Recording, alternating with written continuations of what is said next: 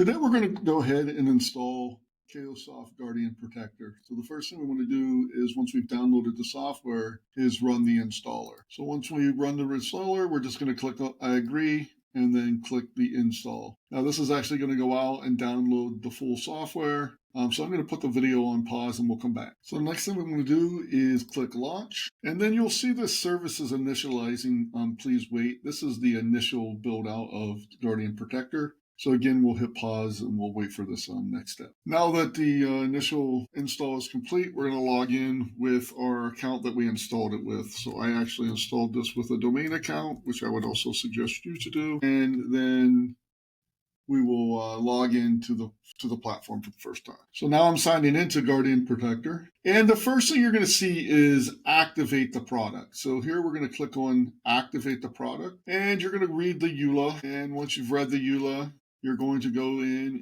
and basically accept the terms and click next. Now here you're going to provide a business email address for your initial activation. Make sure it is a business email address, otherwise the product will not activate. So here I'm putting in a full email address. Once I enter that, I'm going to receive an activation code to my email address. So now I'm simply going to paste in that activation code that I just received via my email, and then we'll go ahead and hit next. Go ahead and you can select production environment, and then you're going to feed in some other information. So here you put in your name, your company website, and then your country and company size. And then state is optional. We'll go ahead and put that in as well.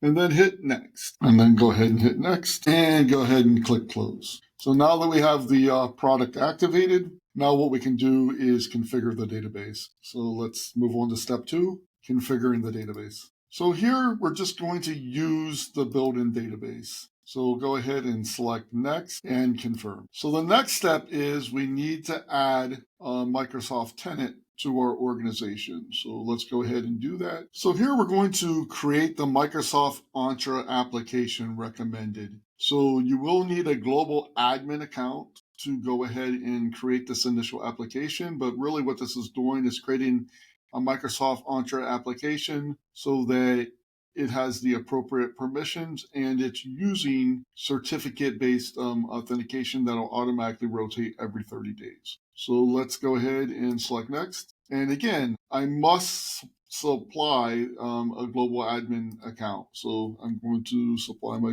global admin, and then you must sign in. So let me go ahead and sign in. And now that I've signed in, I'll go ahead and grant myself rights via the application. For Cayosoft Guardian Protector, you do not need to check this option, grant right permissions for automatic rollback, because you're not going to be using the rollback feature in Guardian Protector. That's a paid part of Guardian. So we're just going to do it with read-only access. So let's go ahead and create that application. And then you would want to select the services that you wish to monitor with Cayosoft Guardian. So by default, it's going to be Entra ID, but you can include things like Exchange Online, Teams, and Microsoft Intune as well if you have those configured in your environment and wish to monitor those with Cayosoft Guardian Protector. So let's go ahead and hit next. And this will take a minute to provision the application. So now you can see, right, we basically configured the application. We have the jobs configured.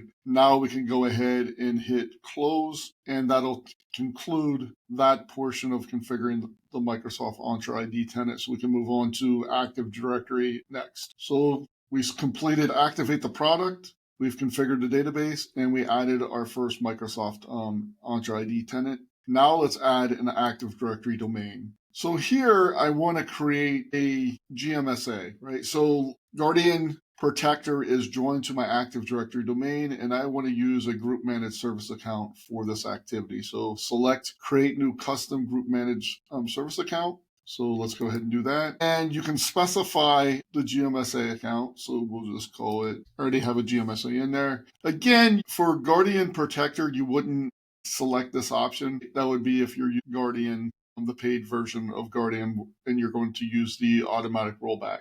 So this is going to create a GMSA inside of your Active Directory that will allow you to basically have rights to perform all the activity. Now, what I will say, it's best for you to initially set this up with an account that has enterprise admin so that you can add in all of the partitions that you want to monitor with Cayosoft Guardian Protector. So let's go ahead and do that. So my forest name is bko.com. I'm just going to use the built-in administrator account. It should be good enough. You would have a different account that you would probably want to use. And we want to use the UPN here, right? We don't want to use the domain NetBIOS name. We want to have it to be the UPN. So let's go ahead and put in our password. And then this will go out and create this group managed service account in our Active Directory that will be used for Guardian Protector. And again, that all checks out. So we're signed in. We're going to go ahead and click next. We defined our name. By default, it's going to be Guardian MSA.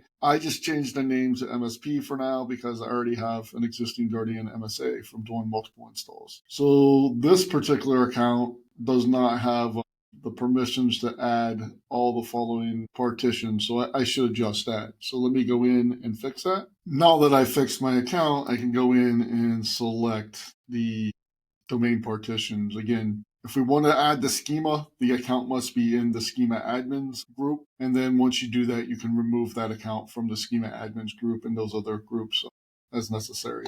So go ahead and hit next. And then you can select the default, right? So detect who performed the changes, start changes, change collection immediately. So let's go ahead and select next. It takes a minute for this to set up. So now that it's configured to partitions, we can go ahead and click on finish. And then we can go directly into the portal. So right now it's going out and adjusting my current state of the state. So it's going to take a few minutes for it to populate that information and grab all this information. So we'll come back and look at the next step.